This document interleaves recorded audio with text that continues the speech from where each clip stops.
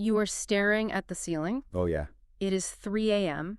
Your heart is, racing against your ribs. Your jaw is locked tight. We have all been exactly there. Right? And your brain is meticulously projecting this just catastrophic, worst-case scenario about a strategic decision you made at work 12 hours ago. The email's already sent. Exactly. The email is sent, the die is cast. There's literally nothing you can do until the sun comes up.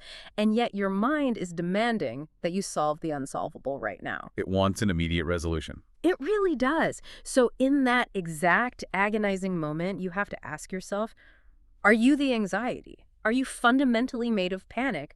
Or are you just the vast open sky watching a localized storm pass through? That is a profound distinction. It changes everything. Welcome to part 2 of our double feature, focusing exclusively on chapters 0, 1, 2, and 3. It is so excellent to be back to really dig into this, because that 3 a.m. scenario you just painted, it's the perfect entry point. You think so? Oh, absolutely. Yeah. Because it represents the exact moment where all of our intellectual posturing completely falls apart. Yeah, the theory goes out the window at 3 a.m. Exactly.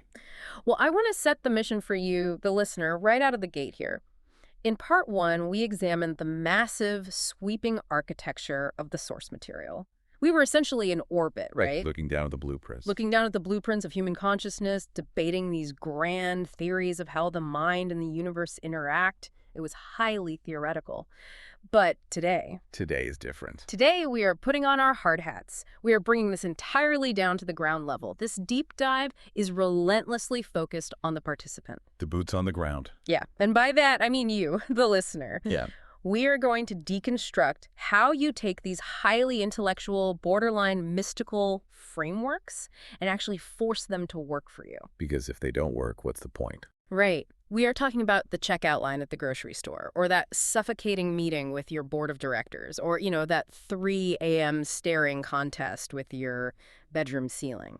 That distinction is just paramount. We are officially transitioning from the passive act of learning to the active, messy friction of living. Friction is a great word for it. It really is. I mean, it is one thing to possess a conceptual map. You can memorize the longitudinal and latitudinal coordinates for peace, or somatic awareness, or emotional regulation. You can pass a written test on it. Right. You could pass a written test on the mechanics of mindfulness. But if you never actually put your boots on the ground and walk the terrain, that map is essentially a useless piece of paper. It's just theory. Exactly. The text eloquently describes this transition as moving from the foyer of understanding into the actual house of being. Today, we are grabbing our boxes and moving into that house. Okay, let's unpack this. Because the furniture we are moving into this house consists of some truly radical, paradigm-shifting concepts. Heavy furniture. It's very heavy. We are going to dissect the brutal mechanics of radical self-honesty, which requires dismantling decades of neurological defenses. Decades of them. We are going to look at untangling your physical body's raw data from the fictional stories your mind aggressively writes about that data. That's a huge one. And we are going to break out of the invisible linguistic prison of labels. And finally, we'll confront what it actually costs to step through the doorway of the known. It costs a lot. It does. But I promise you, by the end of this deep dive, you're going to walk away with a completely rewritten operating system for your daily life. I genuinely do not think that is an exaggeration. If you actually apply the methodologies we are about to decode, it fundamentally alters the foundational code of how you perceive and interact with reality. So we begin with Chapter 0, which immediately confronts us with this deeply visceral visual experiment. The blank canvas. Yes, it introduces this concept of the ultimate blank canvas. So the text asks you to imagine standing on a wide sunlit plateau. The air is clear, the breeze is fresh. Sounds nice. Right. And when you look over your shoulder, you can see the winding, complex path of your entire life leading up to this exact physiological second. Every single step. Every step, you can see the bright, indisputable victories. You see the shadowy, lingering regrets. The mistakes. Yeah, the eras where you wandered completely off into the wilderness. Every single variable that has shaped your current state is visible on that path behind you. It's all there. But then you turn your head and look forward.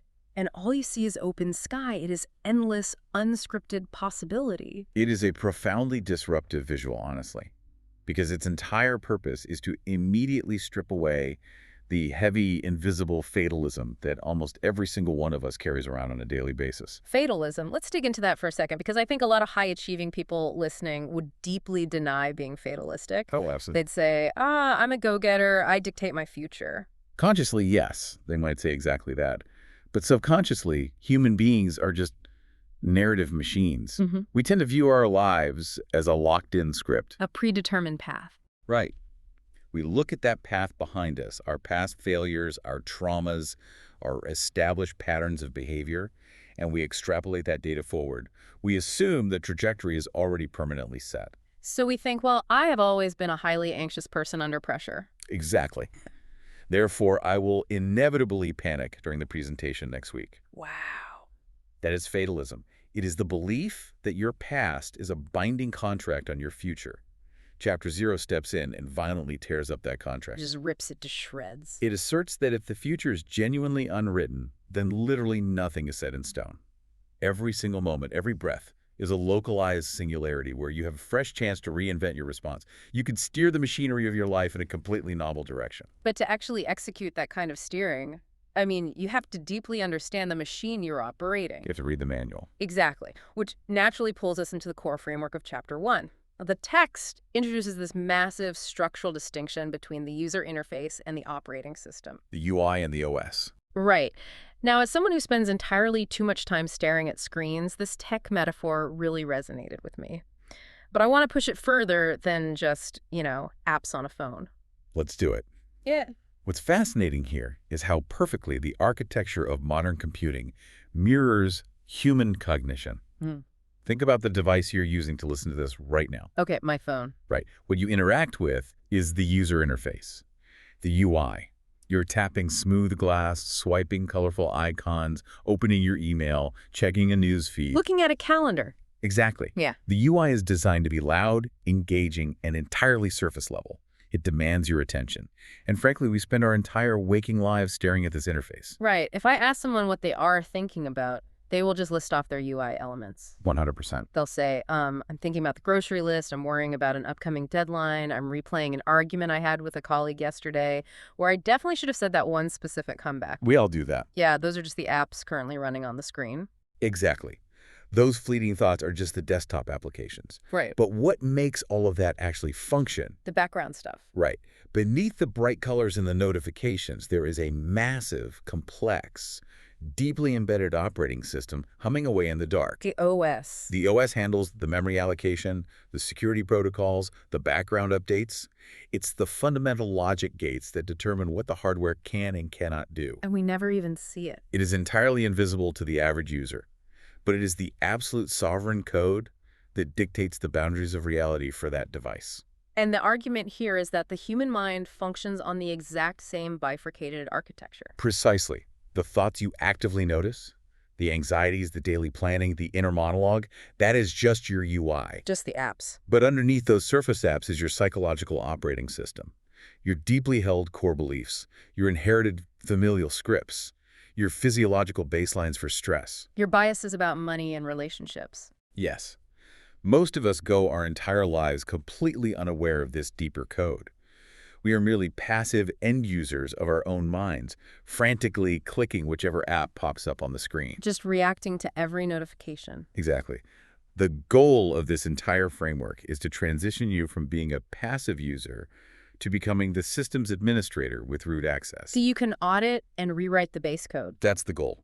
Well, to give the listener a way to actually visualize stepping into that administrator role, the source material offers another analogy, the theater analogy. Yeah, it's a classic. I know this is a classic mindfulness trope, but the way they frame the mechanics of it is just crucial. Yeah, if the systems architecture metaphor feels too cold or, mechanistic, the theater analogy really grounds it in human experience. Okay, paint the picture. Imagine the architecture of your mind as a grand, ornate, cavernous theater. All of those everyday UI thoughts we just analyzed, the anxieties, the plotting, the relentless inner dialogue, those are the actors actively performing on the stage under the bright lights. And they are putting on quite a show. Oh, they are. Yeah. Sometimes it is a mundane, repetitive, routine play about your daily schedule. Sometimes it is a high-stakes, catastrophic tragedy about your career failing. Sometimes it is an absurd comedy. For me, the actors are usually performing this highly complex, panic-inducing thriller where I am running out of time to solve a problem that doesn't actually exist yet. Exactly. We all have our preferred genres, but here is the critical paradigm-shifting realization. What is it? You are not the actors. You are not the script. You are not even the lighting director. Then what am I? You are the audience. More specifically, you are the singular witness sitting in the quiet, darkened seats of the auditorium, simply watching the play unfold. Just watching. This is the absolute essence of meta-awareness. It is the profound realization that there is a quiet, steady, unmoving locus of awareness inside you that can observe the chaos on the stage without actually being consumed by it. You don't have to join the play. Right. You do not have to jump over the orchestra pit, climb onto the stage, and physically wrestle with the actors. You can just sit back in the velvet chair, notice the plot, observe how ridiculous the script is, and calmly decide how you want to react. Okay, I have to push back here. Please do. Because this is where the pristine theory of mindfulness violently collides with messy, exhausting reality. Fair point. It is incredibly easy, sitting here in a comfortable room discussing philosophy, to say, just sit back in the velvet chair and be the witness. Very easy to say. But what happens when the play on stage is not just a little stressful? What happens when the play is a total unmitigated disaster? Right. When the actors are actively screaming, the set is literally on fire, the trapdoors are collapsing, and the script has gone completely out the window. How do you just passively sit and watch when your real, tangible life, your marriage, your finances, your health is in a state of active crisis? This raises an important question. I mean, this idea of just watching feels dangerously close to disassociation or apathy.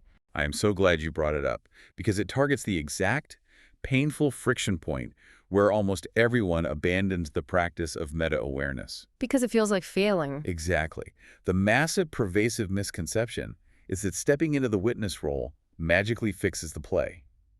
People think that if they observe their anxiety hard enough, the anxiety will evaporate. The fire on stage will just go out. Yes, and the actors will suddenly start performing a relaxing pastoral comedy. Right. We want the reward. We want the calm. But that is not how it works. Meta-awareness does not stop the rain from falling. It does not magically deposit money into your bank account to pay your mortgage. I wish it did. We all do. Yeah. It does not cure an illness, and it certainly does not make unpredictable, toxic people in your life suddenly behave rationally. The set might still be very much on fire.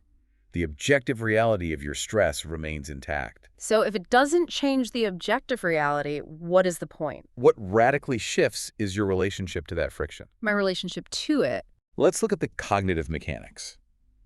When you are fully identified with the actors on stage, when you believe you are the panic, your nervous system interprets every minor inconvenience as an existential threat to your survival. Your brain just hijacks everything. Your amygdala hijacks your prefrontal cortex. You literally feel like your entire identity is made of the panic.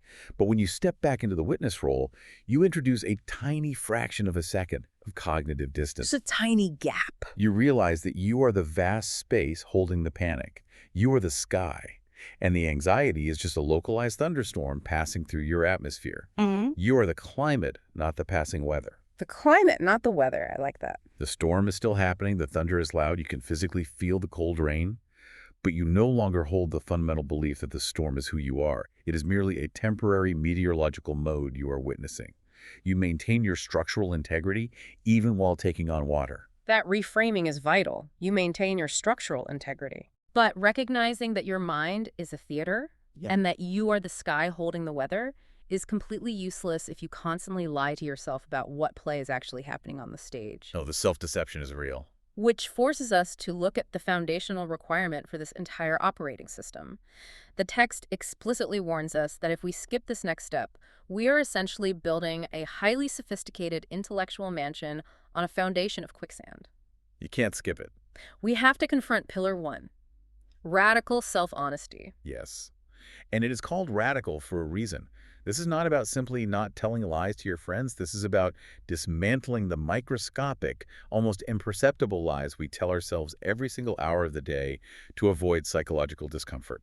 The source material lists out these flimsy, ubiquitous excuses we all use, and honestly, reading it felt like being audited by a very perceptive therapist. It's confronting. It really is. It highlights the sneaky defense mechanisms we deploy the second we encounter a concept or a situation that requires us to change. We say things like, I fundamentally agree with this, but I just don't have the time to implement it right now. Or, I'm just wired differently, my brain doesn't work that way, I'm not good at this. Yes. Or my absolute favorite, the intellectual bypass. Wow, this is a fascinating sociological theory, but my specific situation is incredibly unique and nuanced, so it doesn't really apply to me.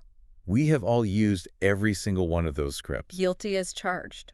But to truly practice radical self-honesty, we have to look past the surface of the excuse and ask why the brain generates these defenses in the first place. Right, why do we lie to ourselves? It is very easy to look at those excuses, beat yourself up, and conclude that you're just lazy, undisciplined, or inherently resistant to growth. But evolutionary psychology tells a very different story. What's the story? The text points out that these defense mechanisms are not malicious. They are not character flaws. They are deeply embedded, highly efficient protective protocols. Protective against what? Because it feels like they are protecting us from actually improving our lives. They are protecting your ego from the acute metabolic and emotional cost of cognitive dissonance and the unknown. The unknown. Your surface personality, your ego, has spent decades constructing a highly intricate architecture of habits, biases, and blind spots. And these are specifically designed to keep you safe from the emotional pain of vulnerability. So when you try to change... When you introduce a concept that requires actual growth, you are demanding that the brain step out of its well-worn, energy-efficient neural pathways and step into the chaotic unknown. And the brain hates that. To the primitive parts of the human brain, the unknown is synonymous with danger. So the ego throws up a smokescreen. It deploys the I don't have time script. It's a distraction. It is an active redirect. It is trying to desperately shift your attention away from the sharp discomfort of change and shepherd you back to the safety of the familiar, even if that familiar state is deeply miserable. The brain prefers predictable misery over unpredictable joy. Because predictability equals survival. That is deeply illuminating. So it's like an automated mental escape hatch that triggers the second our heart rate goes up regarding a personal flaw. That's exactly what it is. But how do we actually bypass that? Because the text gives us a methodology called the wise parent test, and I think this is the linchpin for making honesty functional rather than destructive. It's a beautiful framework. Let's paint a picture to explain this. Imagine a high-level executive. They know they need to pivot their company's strategy. Right. The current model is slowly bleeding revenue, but pivoting requires admitting they were wrong about the market, and it requires learning an entirely new technology stack. Very vulnerable. So they keep delaying the decision. They tell their board, we need more data, or the timing just isn't right in Q3. Classic excuses. Now, if this executive decides to be honest with themselves in a toxic way, they will look in the mirror and say, you are a coward. You are an incompetent fraud who is driving this company into the ground because you are too lazy to learn. Which is an incredibly common internal monologue for high achievers. But it is fundamentally counterproductive. Exactly, because what happens when you attack yourself like that? You flood your system with toxic shame. And shame paralyzes you. Shame makes you want to hide, to numb out, to avoid the problem even harder. This is where the wise parent test comes in. The text asks us to imagine how a truly wise, deeply compassionate, yet firmly boundaried parent would handle a terrified child. Right. If a child fakes a stomachache to avoid a math test, a toxic parent screams at them and calls them a liar. Which causes more shame. And a permissive parent believes the lie and lets them stay home, completely avoiding the growth opportunity. But the wise parent does neither. What do? The wise parent kneels down, looks the child in the eye, strips away the judgment, and gently asks, are you genuinely physically ill, or are you just terrified because you didn't study for the test today? The brilliance of the wise parent test is that it separates the behavior from the identity. It creates a sterile, emotionally safe container where the truth can actually surface without the threat of catastrophic punishment. So how do we apply this to ourselves? Let's take your executive example. Instead of the executive calling themselves a coward, they step into the witness role, they adopt the tone of the wise parent, and they ask their own ego, are we truly waiting on essential data to make this pivot? Or are we deeply afraid that if we try this new strategy and it fails, it will permanently damage our reputation as a visionary leader? Are we avoiding the pivot because it's bad business or because we are terrified of looking incompetent in front of the board? Yes. It completely changes the dynamic of the internal conversation. It does.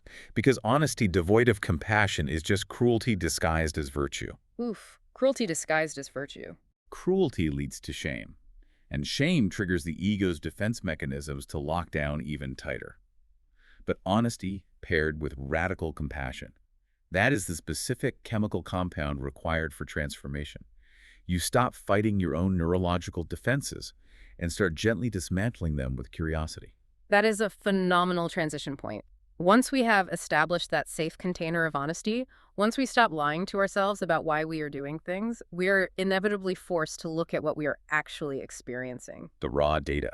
We have to audit the raw data of our lives. And this introduces a concept from the text that uses a delightfully nerdy, highly academic term, dimensional homonymy. It's quite a mouthful of a phrase. It really is. And it sounds incredibly intimidating, like something you would find in a postgraduate linguistics seminar.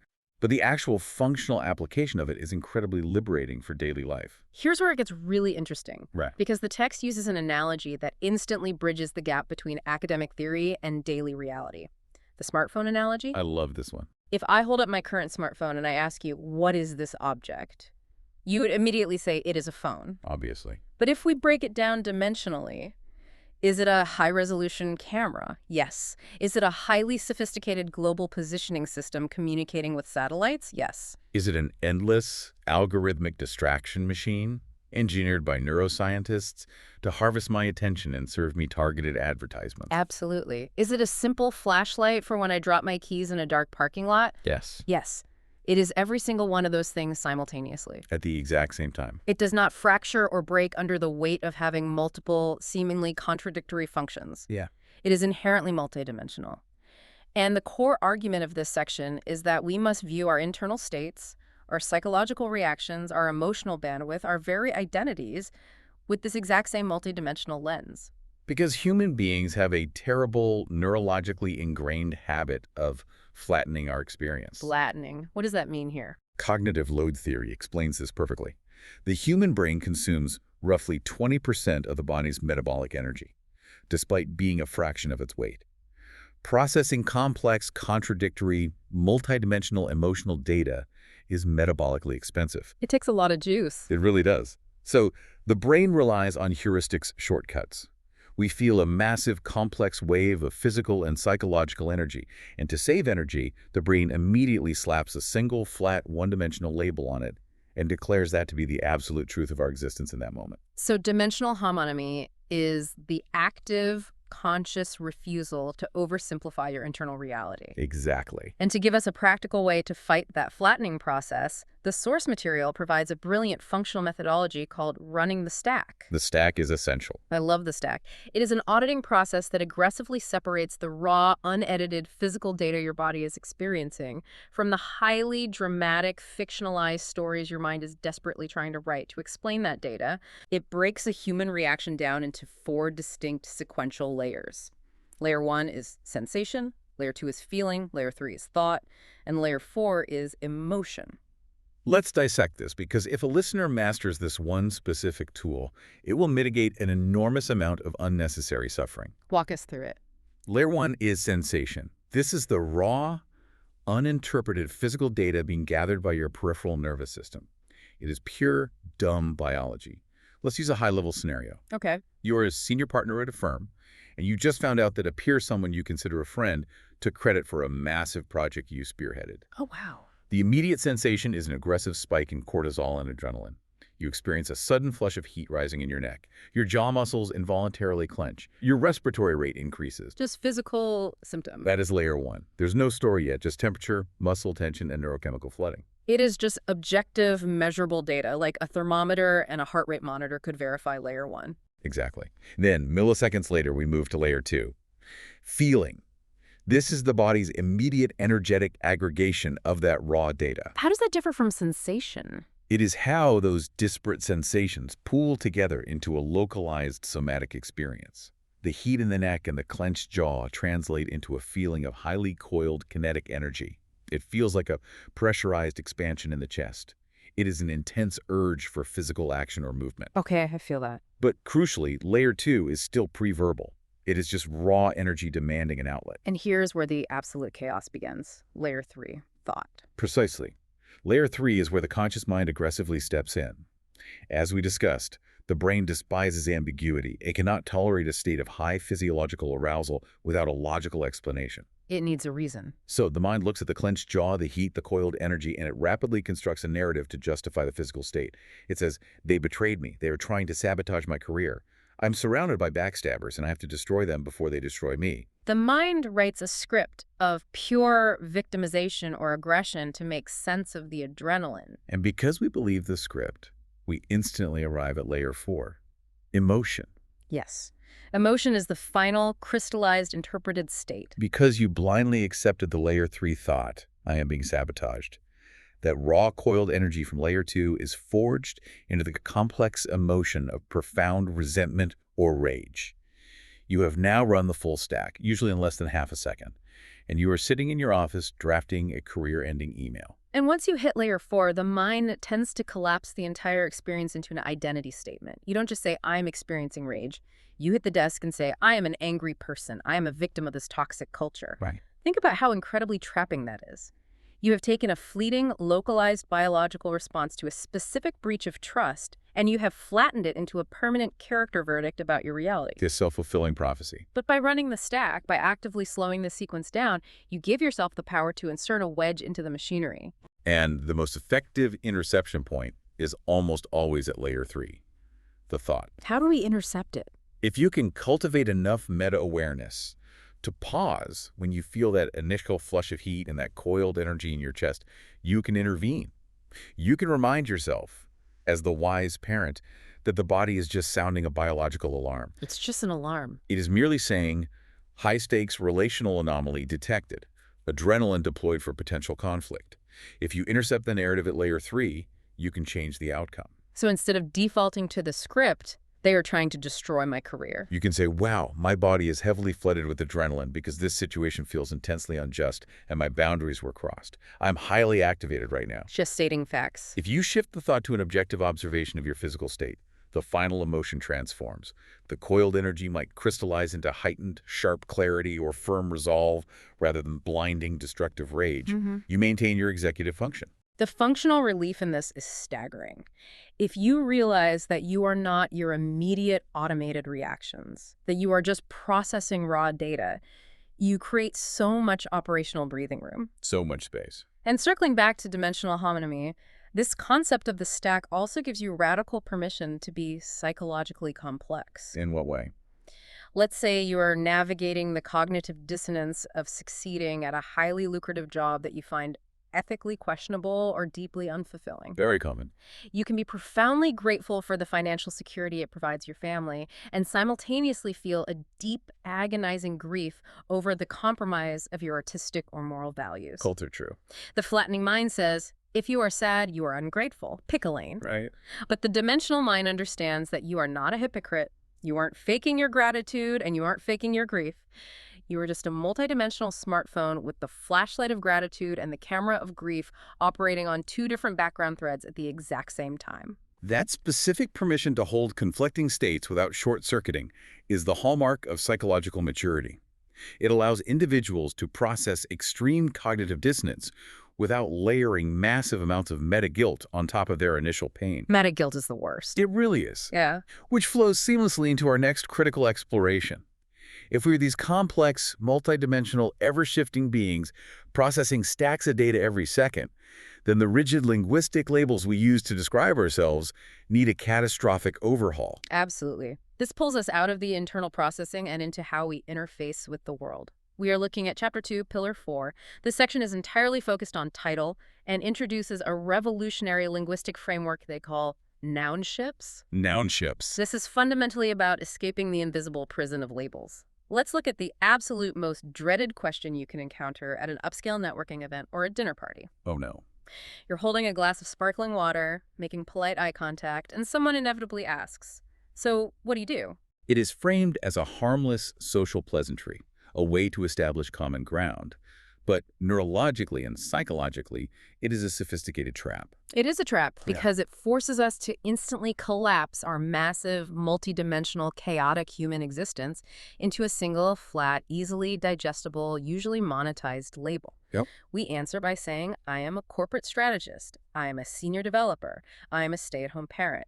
We take a series of actions that we perform during specific hours of the day, and we linguistically mutate it into a noun. A permanent thing. We turn something we do into something we fundamentally are. And that subtle linguistic mutation is where the concept of nounships becomes critical.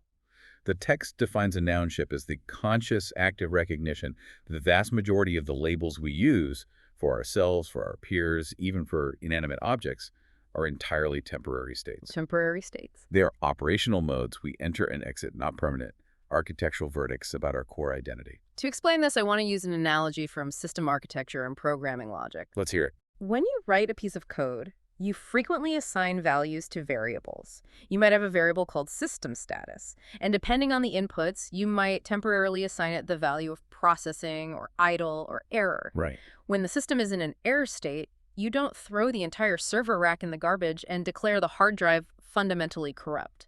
That would be absurd. You understand that error is just a temporary value assigned to a variable based on current conditions.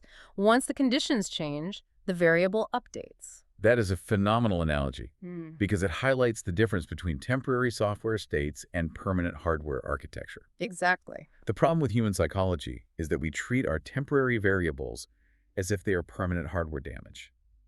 When a project fails, we do not say, I am currently occupying a state of professional failure. We say, I am a failure. We take a localized event and flash it directly to our ROM. We flash it to the ROM. That's exactly it. And the psychological weight of those I am statements is crushing. This is where the concept of linguistic determinism comes into play. The words create the reality. The words we use do not merely describe our reality. They actively construct the boundaries of what we believe is possible. When you repeatedly say, I am an anxious person, or I am a chronic procrastinator, you are locking yourself in a linguistic prison. You are. You are actively commanding your brain's operating system to align your future behaviors with that permanent label. Your brain says, well, if we are a procrastinator, there is no point in starting this project early. That would violate our core identity. If we connect this to the bigger picture, the linguistic shift required to implement nounships is incredibly subtle on a grammatical level, but the psychological impact is seismic. How does it sound in practice? Instead of saying, I am anxious, which fuses the anxiety to your identity at a molecular level, a meta-aware individual learns to say, I am currently executing an anxiety subroutine.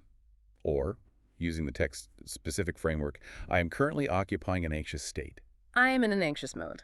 Just hearing it spoken aloud creates an immediate sense of spaciousness. Doesn't it? It creates a critical distance. It structurally separates the you, the witness, the administrator observing the system from the localized state that the system is currently experiencing. Exactly. It brings us back to the climate and the weather.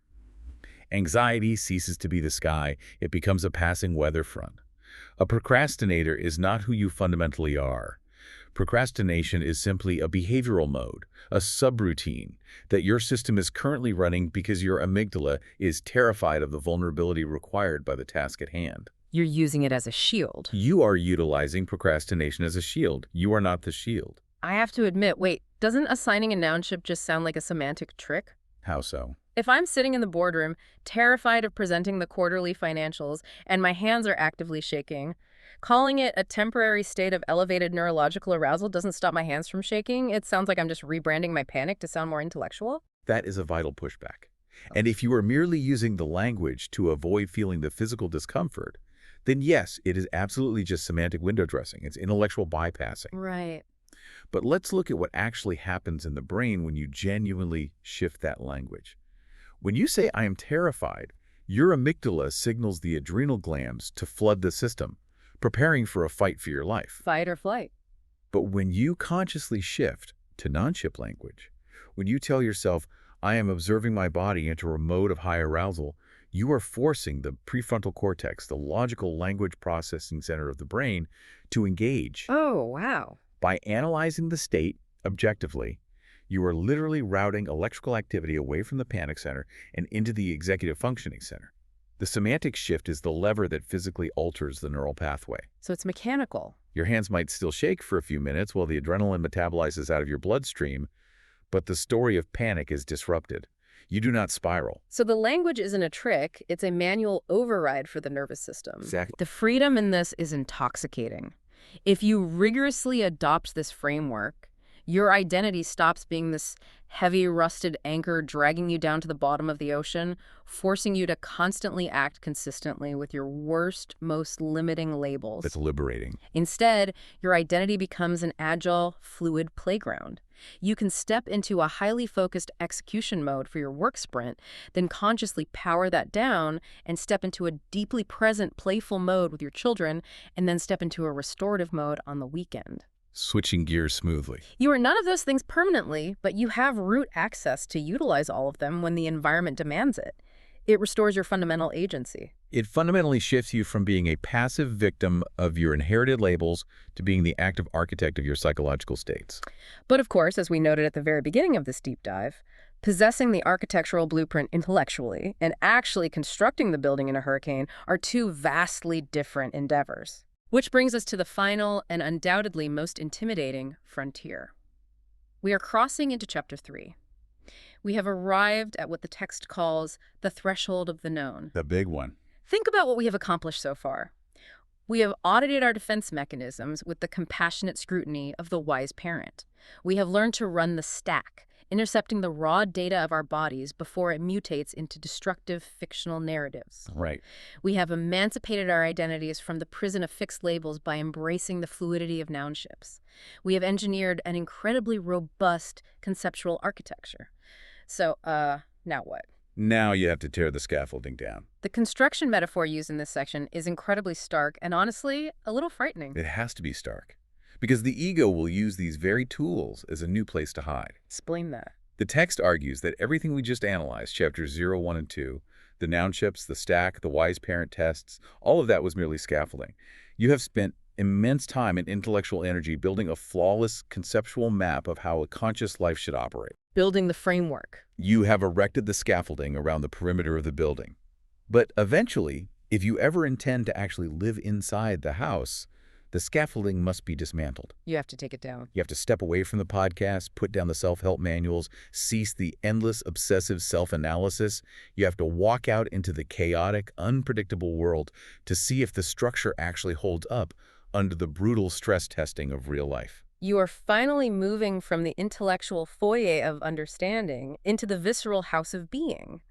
And crossing this specific threshold requires the participant to accept 3 massive, deeply humbling revelations. Humbling is the word. Let's unpack these because they challenge the core tenets of modern intellectualism. Revelation number 1, the map is not the territory.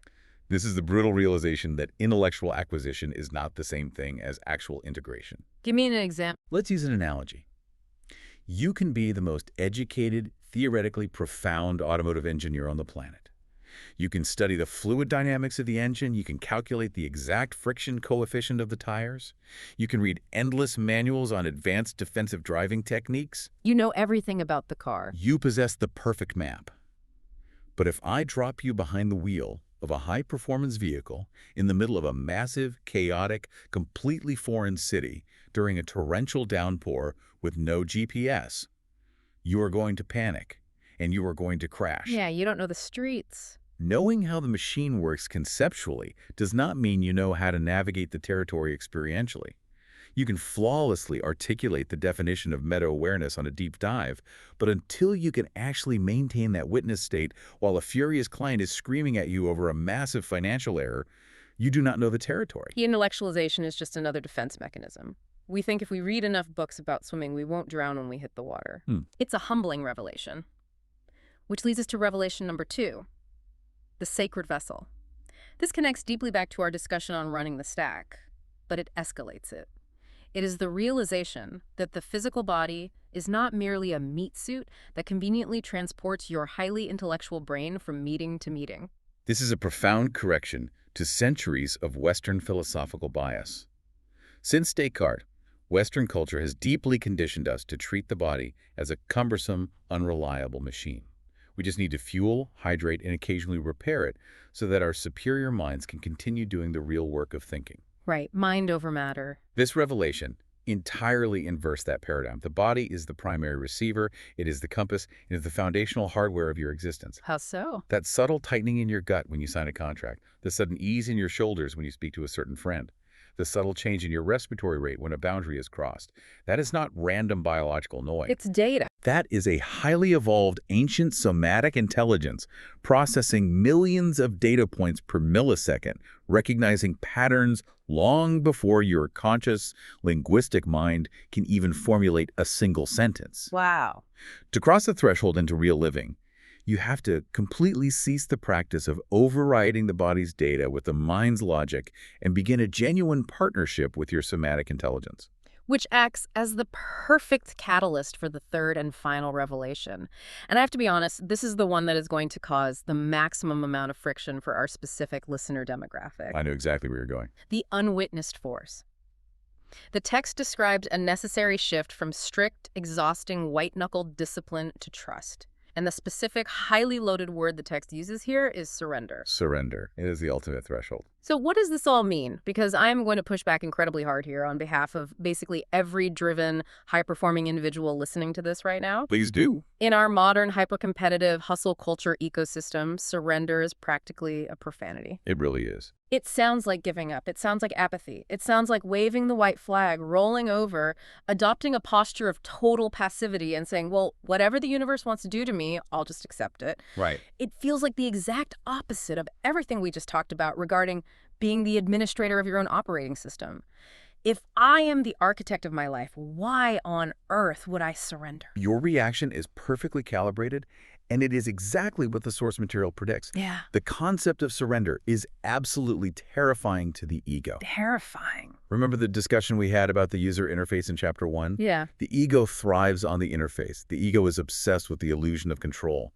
The ego loves waking up at 4:30 a.m., taking a deliberate plunge into a freezing ice bath, executing a perfectly timed 20-minute transcendental meditation, and checking off the little boxes on a habit tracker app. Because it feels like progress. Because it provides a powerful, intoxicating illusion of omnipotence. The ego firmly believes a transactional equation. It thinks, if I just apply enough brutal discipline, if I grip the steering wheel tight enough until my knuckles bleed, if I optimize every single second of my day, I can force the universe to yield to my will and guarantee the outcome I desire. Right. I did my morning routine, I ran the stack, I used my noun ships, therefore I am immune to failure and tragedy. I win the game of life. Precisely. It is the ultimate hubris of the intellect, but the threshold of Chapter 3 shatters that illusion. It demands that you wake up to the reality that you are not the sole isolated generator of the life force. You aren't in charge of everything. You are a single interconnected node in an unfathomably massive, complex, distributed network of reality. Surrender, in this highly specific context, is not giving up. It is not apathy. It is not laying on the couch and waiting for success to manifest. Then what is it? Surrender is a profound redefinition of your operational role within the system. How so? Give me an analogy here, because my brain is still actively fighting the idea of letting go of the steering wheel. Let's move away from the orchestra or the car analogies. Let's talk about it in terms of the system architecture we established earlier. Perfect. Think about a massive global network of servers, the internet itself. Okay. For your entire life, fueled by discipline and anxiety, you have been acting like a single, isolated server, desperately trying to manually route all the global traffic by yourself. That seems exhausting. It is. You are trying to predict the packet loss. You are trying to force connections that are fundamentally incompatible. You are overheating your CPU, trying to control the data flow of the entire network so that your specific website gets the most traffic. It's impossible. It is fundamentally impossible because you only control your localized node. Surrender is the moment you realize the network has its own inherent routing logic.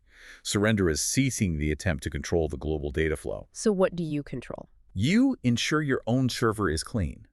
You patch your own vulnerabilities. You keep your own node online and optimized. That is your discipline, your noun ships, your wise parent audits. But you stop trying to dictate the traffic of the entire internet. You trust the larger network protocols to route the data where it needs to go, even if it bypasses you momentarily. Wow.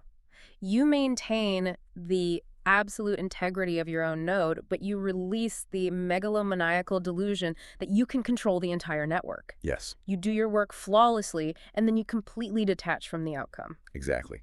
It is trusting the larger systemic routing even when you are sitting in the dark and your specific dashboard does not currently show the metrics you want. Right. You know you are functioning correctly because you feel the somatic alignment in your body. You are running the wise parent audits, and you are no longer projecting false narratives onto the data. You transition from trying to violently force the river to flow in your direction to simply becoming a highly skilled navigator riding the current.